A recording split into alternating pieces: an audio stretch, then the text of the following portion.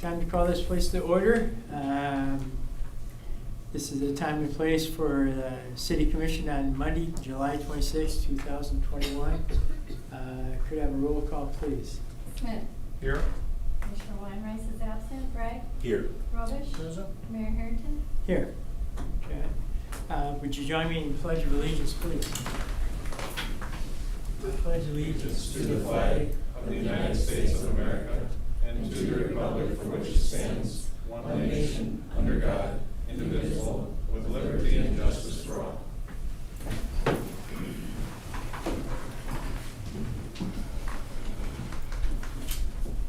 Agenda approval. Do we have anybody that needs to amend the agenda tonight other than me? Seeing none, I'll carry on with what I've got here. We're going to have to amend 6.5 to add a hiring police officer. And we'll amend 10.3 to correct the spelling in one of our items. So with that, I entertain a roll call vote, please. Motion to Motion to approve. Need a motion, need a second? Second. Second from Commissioner Smith. Now we need a roll call vote. Smith. Aye. Bragg. Aye. Rubbish. Aye. Mayor Harrington. Aye. At this time, the City Commission adjourns to convene as the Board of Adjustment for the following public hearing. And we'll go to our City Planner, Barry, to explain the public hearing we're going to have. Thank you, Mayor. Yes, the variance request has been filed by Roger and Sharon Steyer at the project address of 757 Lincoln Avenue Southwest. They'd like to construct an addition to the front of their house that would be 16 feet from the public sidewalk, where code actually requires a 30-foot front yard setback in an area zoned R2 for one-family residential. The Steyers have made application for this. The hearing inspector actually recommended approval of their variance. I, as the planner, recommended that it be denied based on the setbacks that we're trying to hold.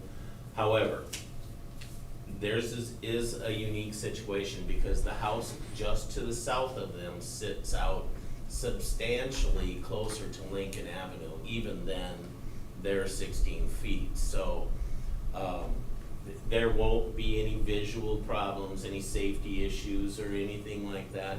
The biggest reason for their variance is because they would have to, if they added on to the rear of their house, it would be basically cost prohibitive almost, because they'd have to move all of the kitchen and the water and the sewer, all of those entrances farther to the west.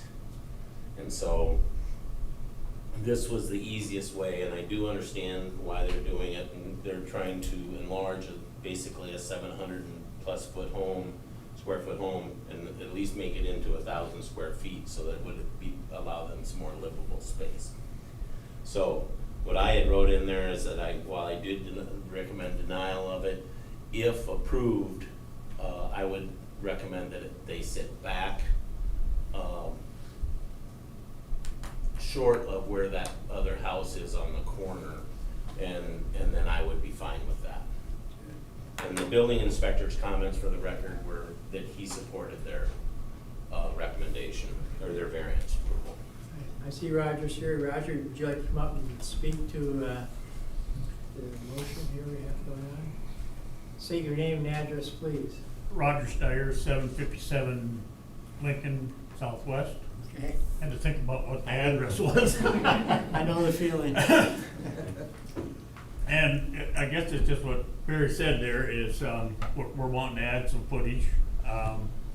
And the house to the south of us is 13 feet 7 inches out from the front of my house existing, and we're only wanting to go 10 for the square footage. I guess just for more living room, Yeah. you know. Do you have any consideration of what he's saying that he wants you to do? Yes, absolutely. And our intent is to do that. Okay. Yeah. Does anybody else have any more questions for Roger? I don't have any questions, I guess I'm just gonna say I'm gonna vote yes on it, and I wanna thank the Stires for working with us, because he explained why it was denied, or why he said it would be denied, but it is going to go through, and I guess, I think it's gonna go through. I hope so. But I appreciate you guys working with us and Yeah. understanding why. Thank you. Any other questions? Yes, Commissioner Bragg. Is the, so we have to remove that existing tree that's there, or have you already done that? The one out front? Yeah. No. We're going to try to leave that. We have visited with the city a little about planting a couple trees to the boulevard, and they've told us what we can plant and what we can't. We're gonna try to get those started before we take that tree down. Any other questions? Commissioner Smith? Probably more for Brett. Is Lincoln Avenue still considered part of the state highway system? Or did that get changed? That's been changed as city. We do the resurfacing and all the work on it. That got changed when they did the bypass. The reason I'm asking is if in the event if that were considered state highway, then there might be a challenge from the state on that, but apparently it's not an issue, so. Should Okay. Thank you, Roger. Thank you. I need a motion to approve. I move to approve the variance. Commissioner Smith moves to approve. Need a second? Second? Second. Mr. Rovers, roll call vote, please. Smith. Aye. Bragg. Aye. Rovich. Aye. Mayor Harrington. Aye. Thank you, Cyrus. Thank you. Yes, you bet. You can leave too, by the way. You can stay too, by the way. I don't have a problem with that. Thanks, you guys. You bet, take care.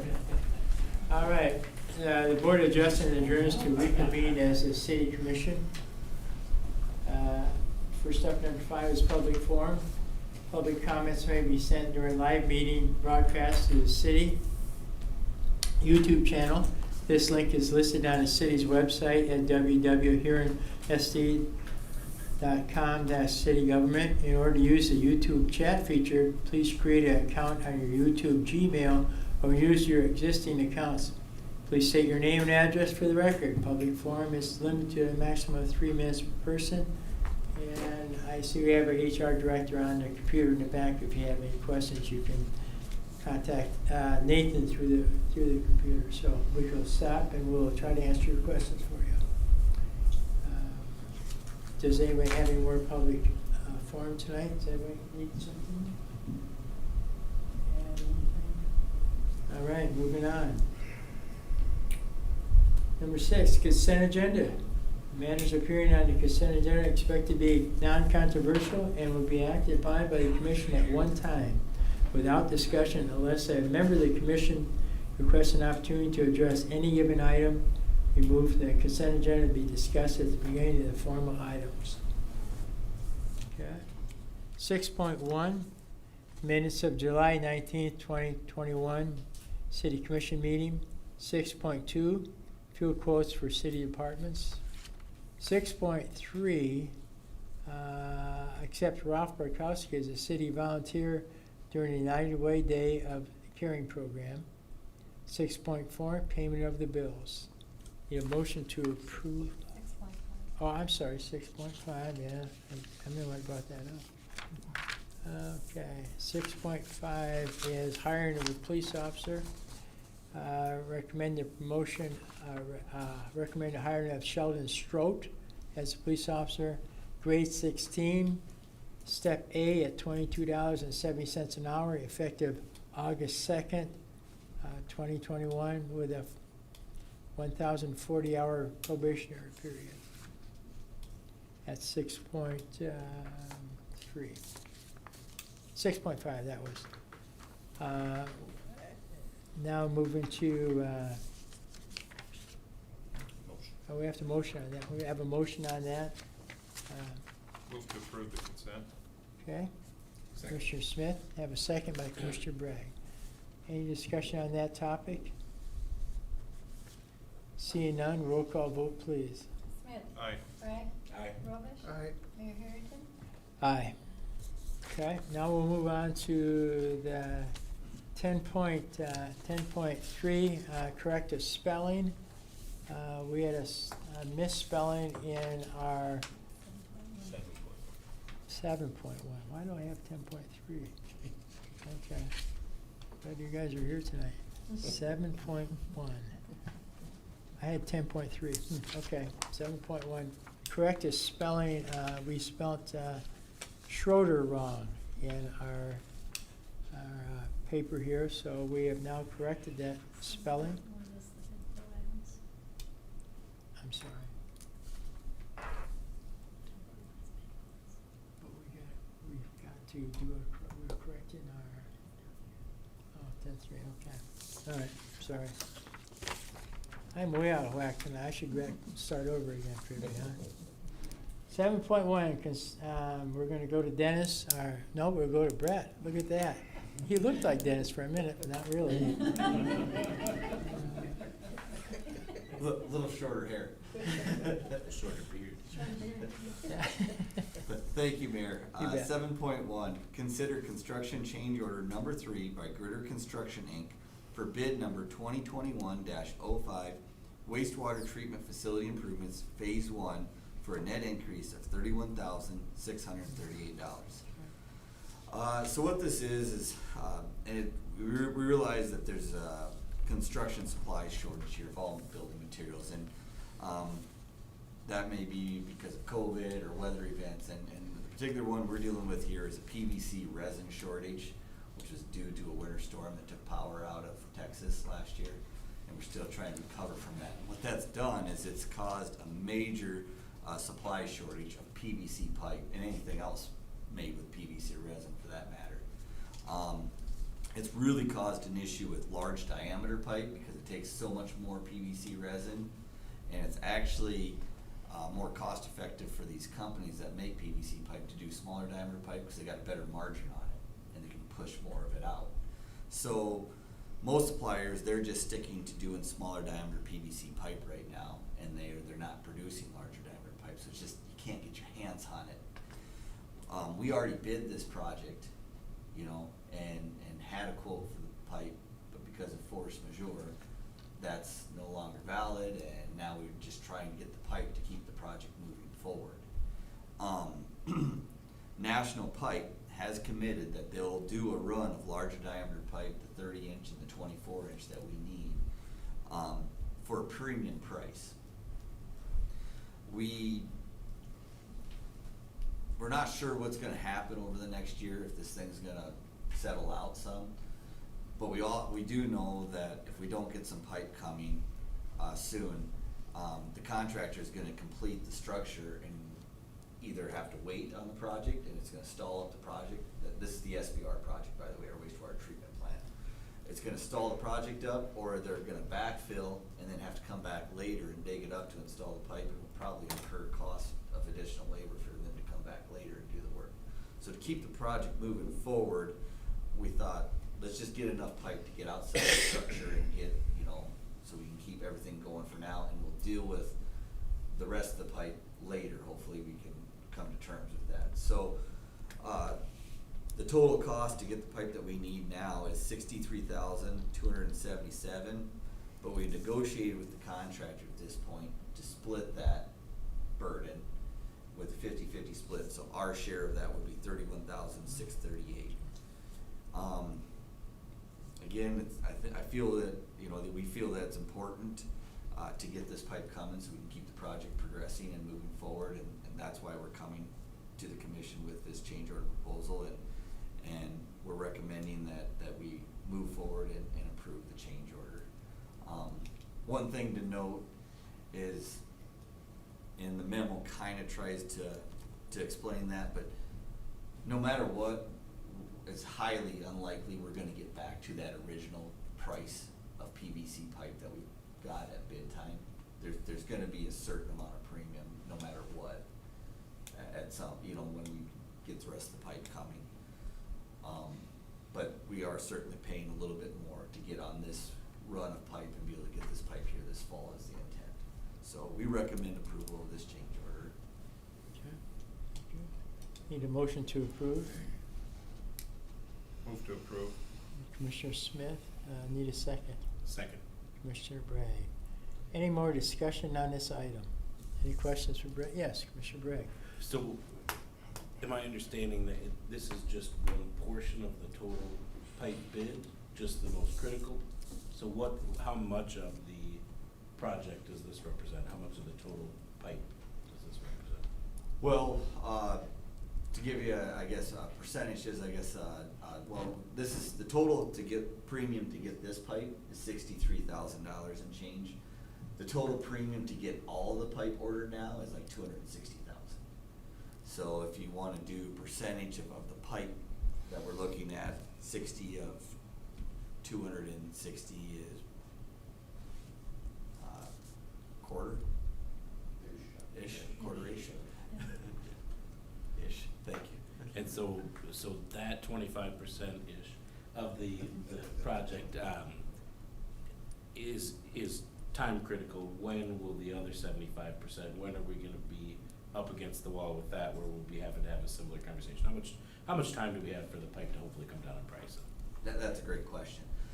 We've actually been discussing that last week. We had a progress meeting with the contractor, and we're currently reviewing some of the sequence of work, and our anticipation is we would rather delay completion of the project likely for a year if we had to kind of see if PVC prices settle down a little bit, than pay that premium at this particular point, as long as the contractor's on board to do that too, right? Because that delays him completing the project. But there's a few things that we're working through on that, because the challenge is that we'll have the treatment portion complete next year and ready to go.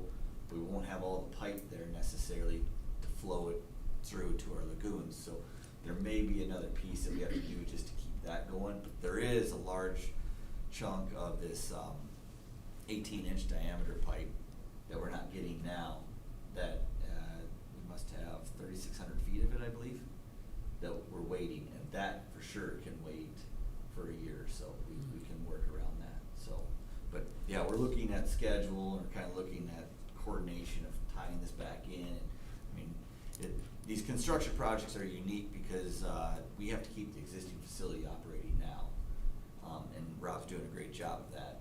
But at some particular point, we got to bring the new one online, and we're going to need a little bit more pipe to get to that point. But Okay. thank you. Yes, Commissioner Smith. Thank you, Mayor. So when the project is bid, the contractor also bids the materials in that process, correct? That is correct. And nobody could anticipate this increase of material cost. No, this occurred after, yes, the force majeure. Yeah. So if that's the contractual agreement, if there's nothing written into the contract, I guess what I'm asking, is it our responsibility to bear that increase? That's a great question too. So, force majeure is written into the contract if force majeure occurs and the contract is broken because of outside influences that are beyond anyone's control, like act of God or whatever we would call that, right? And at that particular point, the language gets a little fuzzy, but it's basically pricing can be restructured, but it's to be negotiated between client or owner and contractor. At this particular point, that's what we did with this. The next step, if it favors if we feel it favors the contractor more to keep going than the city, maybe we don't look at a 50-50 split for the next step of pipe. And at that particular point, we're gonna involve more discussion on that and look at that, you know. But yeah, the way the contractor language is set up is it does account for if there was a force majeure to break that contract, then pricing can be renegotiated. So the 50-50 split is a negotiated agreement outside of the original contract then? Correct. which would seem to me pretty amicable for both parties. Yeah, because like the 30,000, we could easily incur that cost if it came back that they backfilled everything and then had to dig it all up again to put the pipe in, because they're waiting for the pipe, right? We could easily incur that cost, through labor and equipment cost to come back. So that's why we're pretty comfortable, or we are comfortable with this number right now. But we're not comfortable at this point agreeing to 260,000 type to get all the pipe, so. Thank you. Any other questions for If I Brett? could follow up with one more. Sorry. Sure, yeah. And so just, have you had any conversation with the contractor, if we get to the next stage where we need to do maybe more to keep, are they willing to look at that 50-50 arrangement on the future pipe, or is this portion the only part they're willing to participate with us on? That has not been discussed in depth, no. Thank you. Whatever. Mr. Robish? Yeah. What's our time frame on this project? For completion, the completion date is next summer, the end of summer, basically early fall next year, 2022. So Like with, September, I believe. so with that in mind, that's what I thought you were gonna say, but with that in mind, then if the contractor would have to agree with the end of completion date too then, right? Yes, that'll be additional conversation if we decide, let's wait on getting the pipe, let's do a contract extension and wait to see, you know, like, cause we can maybe get by for an extra year or so before finishing the job on some of that. Basically waiting to see it all be part of that negotiation and agreement, and, so. How far ahead did we put the bids out on this? How far were they awarded? How far ahead of this project were they awarded the bid, do you remember? I'm not sure if I'm following the question correctly. Okay, so when were they awarded the contract? Oh, we bid it in January, first part of January. So, Okay. January of this year, 2021. Yeah, right. Yes. Thank you. Any more questions for Brett? So with that, we'll have a roll call vote, please. Smith. Aye. Bragg. Aye. Rubish. Aye. Mayor Harrington. Aye. 8.1, annual update for the Huron Chamber and Visitors Bureau. I see we have Lori Shelton here to fill us in. I will. All right. Well, first of all, I want to thank you for the city's support of the Huron Chamber and Visitors Bureau, and we look forward to giving you our update and answering any questions that may not be covered in what I have prepared. So it's kind of different, threw me off having to do just one this year, which I appreciated. Then when I went to put it together, it's like, oh, it doesn't kind of follow my formats from before. Anyway, but thank you very much for your support. So I'm just going to start off with a little bit of stats, because after following 2020 and seeing the decline in sales tax and the triple B tax and all of that, it's always concerning to see how then we progress this year. And I think you would agree that when we look at the numbers, everything seems to be looking good. So with third penny sales tax year to date through the end of June, the third penny sales tax was $148,970, which was up $7,838 from the same time last year, so a 6% increase, which was good. In 2020, we were down 15% from 2019 and 16%, excuse me, I think I did that wrong. We were down over year to year from 2020 to 2019, we were down 15%, 16 from 2018, and 11 from 17. So last year, really, we took a hit in that triple B tax. And when we look at the gross receipts for lodging, it is so much better than 2020. lodging gross receipts are up 61% from where they were in 2020. So our hoteliers, and even having had conversations with them, are all feeling very good about where they're at this year. Last year, from year over year, they were down 26% overall in their lodging gross receipts. Our eating establishments this year is up 62% from where they were at this time frame last year in 2020. So we know that everybody was wanting to get out and eat and carry on their lives as normal. And we're up 17% from where we were in 2019, which is also a very good number for that to be up from 2019. Last year, those businesses were down 15% year over year. And then the one industry that still is struggling is our drinking establishments. So they are up 24% from last year, but they're down 21% still from 2019. So those businesses have not gotten back to their normal business, or at least the way they had been for the last couple of years.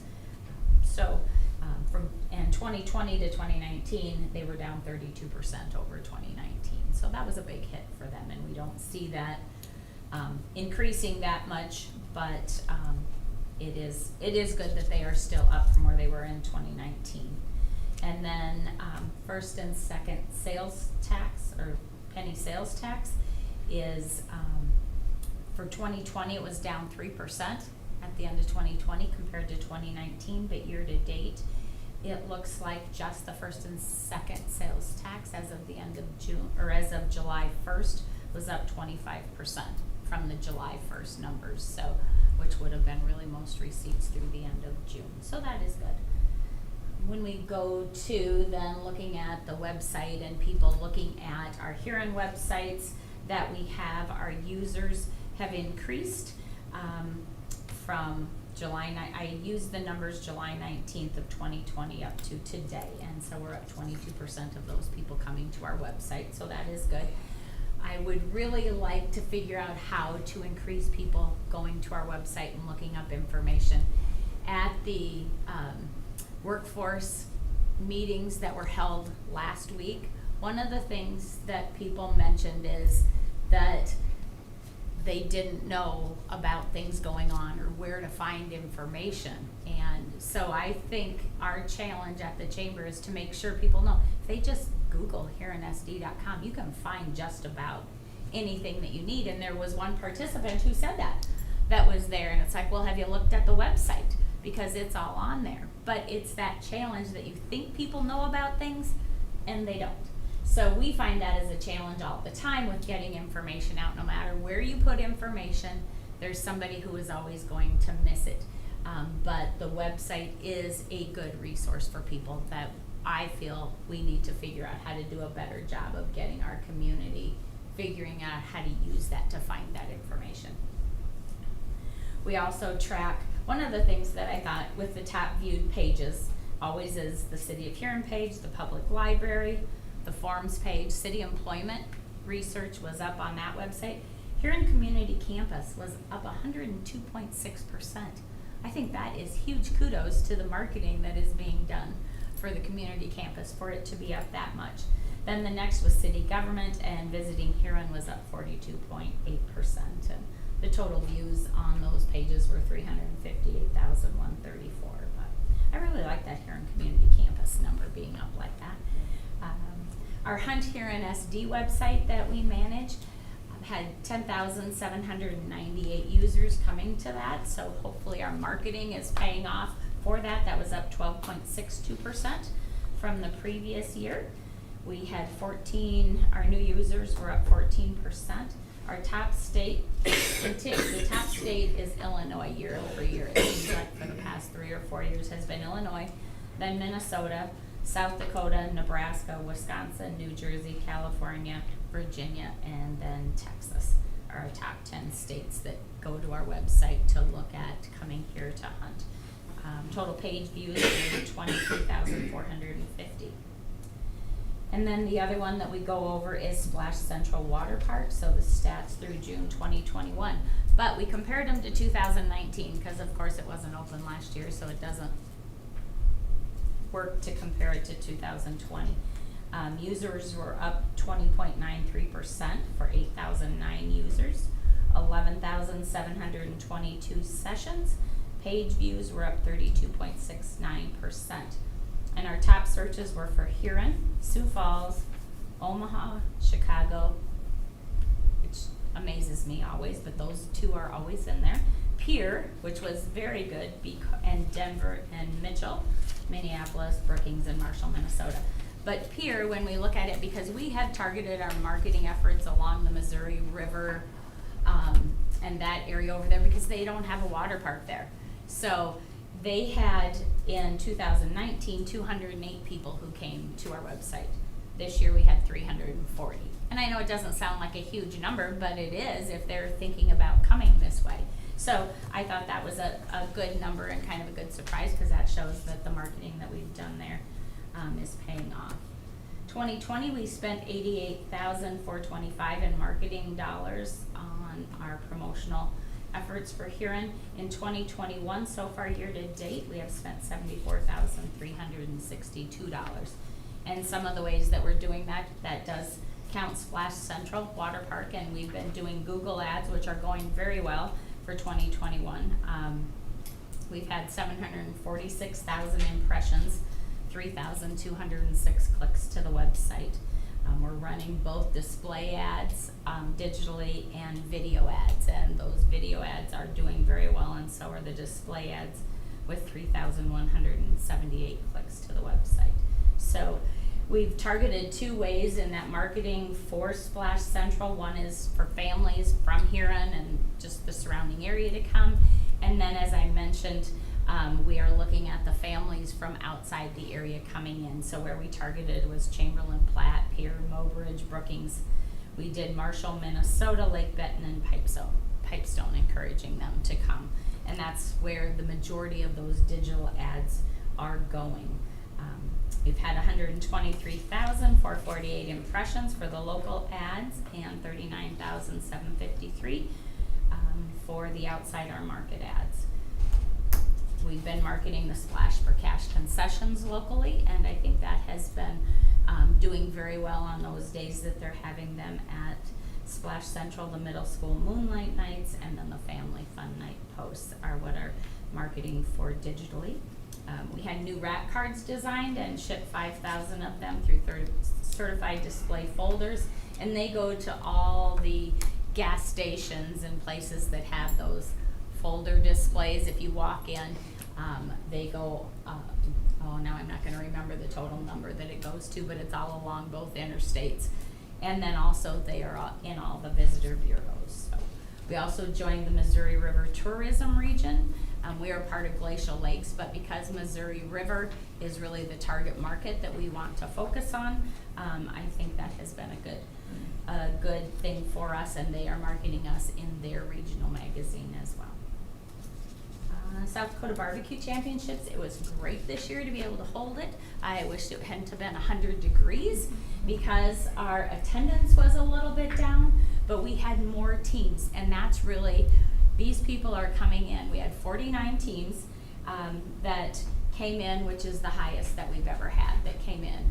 And I think that they thought it was a great event. They came in early because we started a new event this year, which was it was a standalone rib contest, so you didn't have to cook everything on Saturday under the KCBS. Friday night you could just cook ribs. And so that enticed people to come in. But they came in Thursday versus Friday, which even though we know the majority stays on the fairgrounds, they go out and spend money. And one of the things I heard through that whole weekend, because of how hot it was, that our restaurants and our bars did so much better than they have in the past during Wheel Jam and the barbecue because it was so hot that they wanted off the fairgrounds. Might not have bode well for some of the events that they held on there on the fairgrounds, which again our numbers, which were about 1,300 for the weekend for the barbecue side of it, for attendance was down over, we estimate 1,500 typically, but it was just really hot to have a lot of people out there for a long period of time. We received $15,200 in funding from the bid board this year, one of the first years that we have asked for that kind of money to market it. But we first spent the majority of, from February through the first part of May, marketing to get teams to come and creating that excitement. And I think that that helped, and that's why we got the number of teams that we got this year. And then we spent the rest of the time marketing to our community, but then all around us to get people to come. And like I said, I think we did see faces and a lot of people from out of the area. We marketed both Wheel Jam and the barbecue together in our ads, in some of our digital ads, which we spent $10,772 on digital marketing, which is a lot, but that has proven to us to be one of the best places to get the word out. We also marketed in 605 magazine as far as print, South Dakota magazine, the Plainsman, and Prairie Tracks as well. But that digital marketing really does a lot of good for us. We also did radio ads, Yankton, Brookings, Pierre, Brookings, and I should read what I have here. I think those were my 4 regions that we also did radio ads and trying to entice people. And then it was 100 degrees. But I still think that creating the awareness so people know when it is, and if we can continue that, because a lot of people say, well, I don't know anything about it. You know, so if we can continue to market it into our region of people that can take that day trip to come up or even spend the night is always good. I mentioned that we had a standalone rib contest. We also did a turkey smoke competition, which was on Saturday during the KCBS barbecue competition side. And Smithfield Foods donated, it was $2,000 worth of additional prize money, and they could just cook product, the Smithfield products out there. And then with the turkey smoke, Dakota Provisions donated it, but worked with the Turkey Federation, who also provided additional funding money for prize money, and they just cooked turkey and could present it any way that they wanted to. So that went over very well, and it was a good promotion for turkey, which of course we want to keep that going in our community. So it was a very good event. I mentioned that our attendance, was kind of stable, but it had been down a little bit. And we estimate that it takes 523 volunteer hours to run that event, and that doesn't count staff time. It's kind of a lot of money, or a lot of time. We were able to donate $3,700 to the State Fair Foundation, and that's where the money for barbecue goes, is to the State Fair Foundation. Hunt Huron SD, which is our website that we use and market Ringneck Nation. We budgeted in 2021 $53,000 to market hunting throughout the United States to hopefully get more hunters to continue to come in here. And we used, we're trying some podcasts this year. We had one last year that we did with Scott Linden, but Ron Shera has a new podcast that's out there that we are working with him called Talk North Podcast. And we're hoping that that creates some new buzz within the marketing world as well. But we're doing TV commercials and then our print ads. Commercials with Ron Shera, Scott Linden, Midwest Outdoors, and also print ads with Iowa Sportsman, Midwest Hunt and Fish. And this is the second year that we've done digital billboards through South Dakota Tourism. And our digital billboards tie into our digital ads in those areas, but we're marketing in Minneapolis, Omaha, Chicago, and Denver. And so when the signs are up there, then that's when we're focusing our digital ads in that area too, hoping to attract more people with those going up there. And it is a rotating billboard, so there's 6 other tourism entities in the state that can utilize that too. So it rotates from one community to the other, and they can choose what they want to market on there. We chose hunting. We did get monies from South Dakota Tourism, $10,000 in grant funds from South Dakota Tourism to market the community. So we did that late November last year, and through December we had to have all of our money spent by the end of the year. But we utilized that to do some additional marketing with Midwest Outdoors and Midwest Outdoors, Iowa Sportsman, and Midwest Hunt and Fish, I believe. We didn't slow down marketing in 2020. We kept marketing because we knew that this is a great place with wide open spaces to hunt, and I know that our numbers for hotels were down a little bit, but not a lot, and I think people did come here to hunt. So we want to keep up, and we say that every year. We're not stopping the marketing because otherwise people will forget about where they're supposed to go. Midco advertising, that was something new this last year that we took on with some of our CARES funding and did a shop local campaign with Midco advertising, and we are going to do that again this year. We have budgeted a minimum of $7,500 this year that we're going to start marketing over the next 4 months, and our focus is going to be on attracting workers and the amenities that Huron has to offer. So I'm kind of anxious to get that going. We haven't got anything produced yet, but just in the talking stages. So not just marketing what you can come here to do, but marketing, you know, the great opportunities that we have for people to come here and work. And with the workforce meeting that was held last week, that is one of the things that everybody is out there looking for places to live, and we just have to, and work, and we just have to figure out how to target them so we can fill some of our employers. Other advertising that we did, we marketed Huron as a great place to live, work, and play with South Dakota Magazine and 605 Magazine as well. So those ads have just recently come out. Dakota Events Complex, we helped with the fundraising on that, and we'll continue to help with the fundraising on that, along with working with the fair to attract events that can come to the fairgrounds and host there. So we did bid on Classic Green for 2023. We were not awarded that bid, but they did ask us to continue because we were one of 3 finalists there. We think we did secure the America Guildee Association Junior Classic, and that is in 2023 as well. I'm going to put you to sleep here before too long, but Ringneck Festival dates are August 4th through 6th. Again, if you want to volunteer for that, we're always looking for volunteers. Volunteers are always hard to come by, or they're getting harder to come by. I do want to say that. It used to be that it was pretty easy to line up volunteers, and it is getting harder all the time. Not sure why that is. We have to figure that out and start with that new challenge. But our deadline to sign up your team for the Ringneck Festival is August 31st, and the Bird Dog Challenge October 1st. And we're continuing to market that through those same entities that we market with. And then we did just have Anna V from Anna V Outdoors. She is a shooting specialist, and she is an influencer, and she is cute, and she has a lot of followers. And she just did an interview with Kent, and I was part of it on last week, Thursday, and that has gotten, I don't know, 224,000 views or something, because she does what she does. But anyway, she's gonna be here. She's gonna hold, we're gonna have a social for women to try and promote women shooting in sports and things like that. So that'll be the Thursday before Ringneck Festival. So it's kind of fun. I put in my report about Red Power Roundup, 11,522 visitors in the 3 days they were here last year.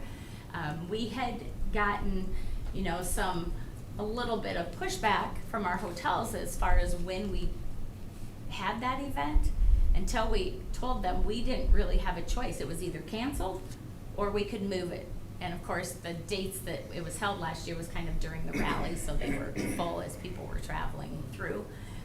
But it was a blessing that we were able to hold that, and those people were here and they appreciated that. And I don't think they're done. I think we can host that again in a couple years if we really tried, because they're talking about that again. Our Huron Community Guide, we're going to start working on this fall. We distributed 11,000 of those in 2020, which was down from 2019.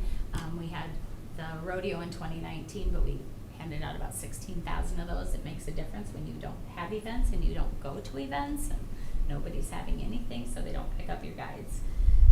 We're continuing to advertise in South Dakota Vacation Guides and our tourism guides. We spent $10,400 last year marketing with South Dakota Tourism, and that will be where our budget is this year too, and those ads are due by the middle of September, so we're working on those.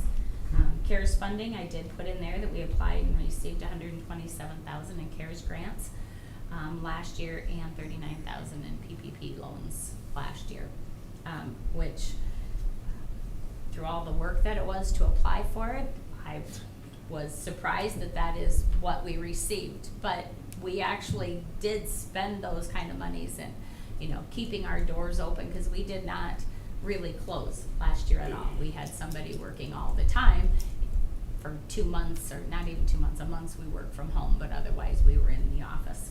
So we did keep that up. World's largest pheasant, I know you are all really wondering where that is right now. Our estimated completion date was put back to September of 2021. Todd Bruschi was awarded the concrete bid. He has been waiting for our fiberglass animal and objects builder of the pheasant to send him the template so that he knows how to pour that concrete appropriately, so the pheasant legs can go in there and be attached properly and securely so it lasts 100 years. So that part is supposed to be done. Those things are supposed to be here by August 10th, and after that we'll pour the concrete, and then hopefully by mid-September we should have it by hunting season for sure. So that is where that is. Also wanted to mention, and I'm pretty excited about this because I think there's a lot of things that we can look at and make sure we're doing right or wrong, or how to do differently, but we are having a strategic planning session for our board and our liaisons on Monday, August 2nd from 4 to 8. So after looking at some of the things that we do and some of the comments at the workforce session last week, and just in thinking, I think there's a lot of things that we can make sure that we're doing that fits our mission, which is to serve our members by strengthening our business, supporting visitors, and enhancing community. So we hope to continue to do that, and we really can't do it without your support. So I want to say thank you again for that. So do you have any questions? I didn't time myself. Just so you know, next year, Gail, Flute, and I are coming on the same night. No. we teased each other about it. That was just a the other joke. night. We know we're the lengthiest ones, but Don't be frightened, that was just a joke. yeah. If it comes up, you can deny the date that I picked, but we did joke about that. But we do appreciate your support, and I think with the funding that we get, it's important that you know what we do. So thank you. Any questions for Lori? Thanks, Lori, really appreciate it. Thank you. As somebody who judged both the new turkey and the new ribs, those are great additions. Personally, I'm a big fan of both of them being. Well, good. Okay, moving on to 8.2. Barry, you've got to consider the home occupation, correct? Yes, the applicant filed a home occupation permit by Damaris Arevalo at 505 Simmons Avenue Southeast. She is requesting to operate a clothing store business in her home in an area zoned R2. The hearing examiner heard this. Typically, we would take care of this right in the office, but since this is a type of business that can create a lot of traffic, we brought this to the hearing examiner and then to you folks as a result of that. I have recommended approval on this. The building inspector, his comments were to not allow a clothing store in the residence. He felt that there are plenty of spaces downtown that would be useful as a commercial space. In the hearing, she said that they did look at a number of spaces and they were all in excess of $1,000 or more. And that just wasn't doable since she's just reopening her business after the pandemic happened. So with that, the hearing examiner did recommend approval with the condition that the building inspector and the fire chief inspect the home first, and then that she meet all of the required zoning and occupancy levels. Because in Huron, we do have, in an R2, we do have a minimum dwelling size of 700 square feet. So that would mean that she could have, since her house is 1,052 square feet, she could have no more than 352 square feet that could be used for this clothing store. Currently, she is planning on only using her front porch, which is approximately 140 square feet. So with that, the building inspector did recommend approval. Okay. I should say they were intending on being here, but it sounds like she had trouble getting her interpreter to be here with her. Okay, motion to approve. Mr. Bragg, motion to approve, need a second. Second, Second, Commissioner Robish. Any discussion on this item? I would like to have some, I guess. Yes, Commissioner Robish. Mary, was there anything in there with, how to monitor monitor the traffic or the customer flow? She said this is gonna be a very small scale to start with. She was only anticipating maybe 1 or 2 customers a week. So this is very small scale to start. She's just trying to put the wheels back on it and stand the business back up, and she just couldn't afford the front end cost of starting in a commercial space. It is her intention then, as this business gets stronger, that she would start to look for outside space. It's just, this is a temporary startup for her. And she did make that clear in the hearing. I guess I would like to see, a follow-up in 6 months from the building inspector, anyway, and, what fire chief said. I guess I would like to put that in there somehow, I guess. I know it's not part of the motion, but I would sure like to. Can we do, this is the first one of these I've done, so I just asked the question, can we do is this for a time frame? I know some of the things are, it's Well, approved up until this time. yeah. Are we saying, There typically isn't a expiration date. It is, unless there's a complaint. If we do receive a complaint, then they're immediately referred to the hearing examiner for review. but would there be the possibility, I guess, of approving it conditional on a Sure. certain time frame? Sure, I mean, you could approve it and say, a year from now or 6 months from now that you'd like to revisit and review the traffic and see how her business is going. I guess if she had a business to start with and she's just trying to get it going again, and if she had a good business before and people are saying, oh, she's back in business, let's go, I would say 6 months would be sufficient to look at that and see how that whole operation is going. Did she have any idea for like signage or? Well, there are regulations that govern that. I believe the maximum she can have is, I think it's 2 by 3 is the biggest sign she could have. And it may even be smaller than that, I'm just going by memory. I think it's 2 by 3, but it can't be double-sided. Right, it's gotta be attached to the home and, yeah.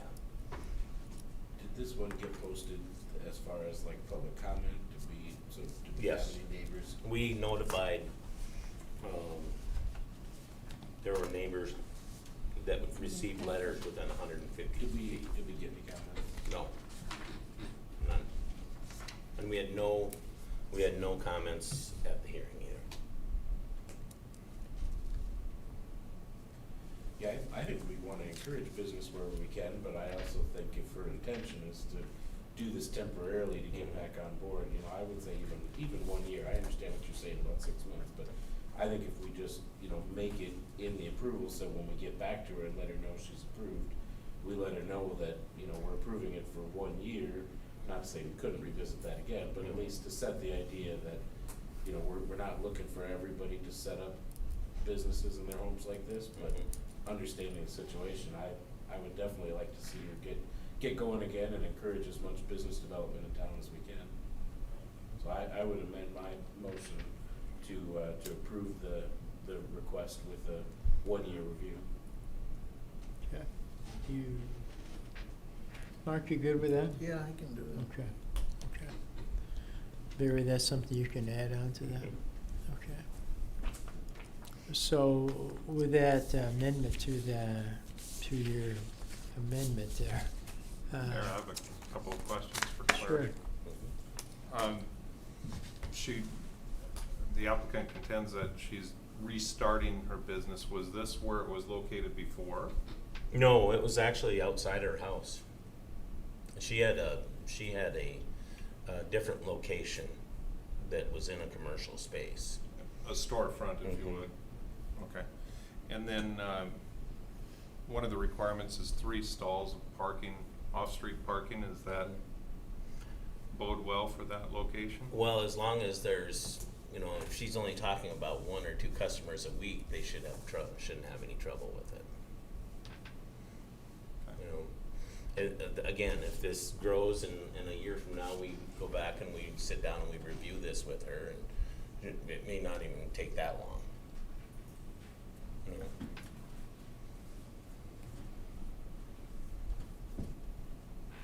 You good with that, Brian? Yes. Thank you, Mayor. You bet. Sorry.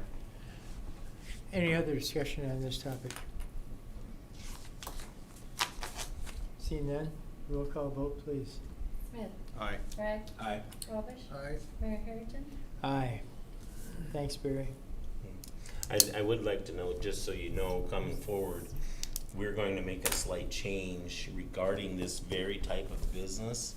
In today's ordinances, it talks about this being a type 2 home occupation permit that we would just normally do in our office. But because of the implications of the traffic being greater than normal, we felt like that should be something that should be amended and should be brought into a type 3, which requires this body to consider that. And typically, we do that with this type, but we need to get it in writing and clean up that ordinance. Okay, thank you. Moving on, 10.1, announcement, the City of Huron has received a Drinking Water Excellent Award, and I'm going to give that to Rob. He's here tonight.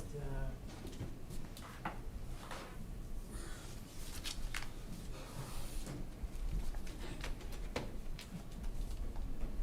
right. Let's come over here. This is congratulations from DANR for 20 consecutive years of City of Huron Public Water System has met the requirements of Safe Water Drinking Act and the State of South Dakota regulations. 20 consecutive years of supplying safe drinking water to the public is a remarkable achievement. So with that, we do have an award that they present to Rob and his department. And also, each one of his workers get a copy of an award and a letter from Mark Meyer, who is the administrator of the drinking program out there. So with that, Rob's going to give those to his workers, and give me your hand. Good guys make it easy, so. Yeah. Thank you. Appreciate it. 20 years, that's awful good, guys.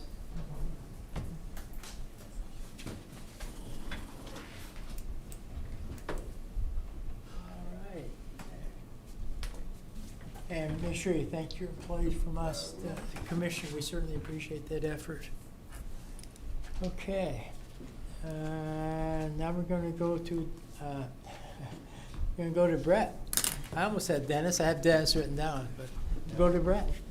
10.2 is consider proposal to upgrade existing street lighting with LED fixtures using COVID funds. So the engineering department and traffic control department, which essentially, mostly this is Troy brought this to light, which is a great idea with our traffic control department. But proposing to upgrade the existing street lighting to LED fixtures using money from the COVID recovery fund. Excuse me. The cost to replace the existing 225 streetlights that we have in town with the LED fixtures is $120,375.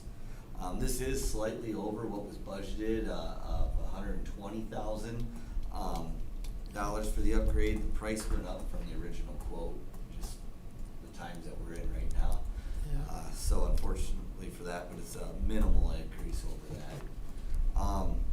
These, the energy savings, so these LED fixtures, they're gonna use less than half the power of our high pressure sodium fixtures. So we're gonna save about 18,000 a year estimate.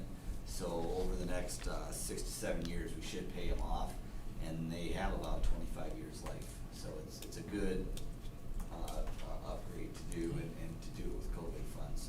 So we are requesting approval of the LED light fixture purchase to upgrade the existing street lighting using the COVID funds. Okay. Need a motion to approve? Move to approve. Commissioner Smith, motion to approve. Need a second. Second. Commissioner Bragg, second. Any discussion with Brett on this? Yes, Commissioner Smith. Thank you, Mayor. Just two questions. Does the fixtures remain the same, or does that all have to be replaced to facilitate the bulbs? Yep, that's in your packet. There's some diagrams of it, and it's the entire fixture. There's kind of a pole adapter, it looks like, that Yeah, connects. yeah. Oh. I see it now. Yep. And then my second question is, who does that installation? Is that part of the cost? That is not part of the cost. That would be our crews, Troy. When would he anticipate completion of that project? Any idea? I do not have a plan from him on that installation. I'm not sure on the delivery of these, but as soon as he gets them, I'm sure that he's gonna start working on getting them. So I would anticipate by the end of the year would be his intent. So then the poles don't need any modification or anything like that then? No, I believe there's an adapter that connects to them. Okay. Thanks, Brett. Any other discussion on this topic? Just the same thing that we discussed when we talked about it back with the COVID monies, but I think the school district went through this a few years back, and they've been super thrilled about the, Yeah. it's great if you can pay it back so quick, it's Yeah. pretty smart. Yes, Commissioner. Another question, sorry. Is there, the current facility or the current fixtures, is there a reuse of those, or do you sell those, or? I would assume the plan would be to sell them on our Auction. surplus auction. Yep. Our annual surplus Okay. auction would be the intent. There's certainly reduced demand for them because everybody's wanting to move to LED fixtures because of just what we're looking at, the payback, right? But they'll certainly have their place, and I'm sure there'll be interest in them. Yeah. We have discussed using a few of them for public safety in certain spots. Nothing in writing, just process, so. Yep. Any other discussions? Seeing none. Roll call vote, please. Smith. Aye. Bragg. Aye. Rovich. Aye. Mayor Harrington. Aye. 10.3. Nate, you want to come up and?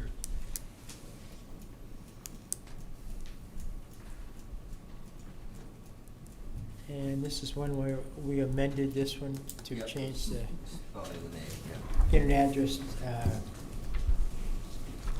the last name. Yep, extra E in there. Yeah. But, no, it's just a recommendation for the promotion of Chad Schroeder to the Parks and Rec Director position after a lot of time revamping our job descriptions and scouring the state and nation for our guy. I think he was right here all the time. So we put a lot of work into this and a lot of effort into making this decision. So I believe it to be the right one, and I just wanted to come up here and say we're rooting for Chad, and we need everybody's support. He's never been in a position like this before, so we gotta back him the best that we can. So and put it on there so we could have some discussion if you guys had any questions about how we came to the decision or anything like that, but if not, I recommend approval. Need a motion to approve? I would move approval. Move to approve, Commissioner Second. Brand, second, Commissioner Rovers. Now we have a discussion. Have anybody's got any questions on this topic? I guess I would have Yep. a comment. Sure. I'm glad to see a person within our department. He's had this in the back of his mind for a long time. He's worked hard for it, and he's put up. So, and I guess I'm thankful that we found someone within. Doesn't always happen. Yep. Anything else?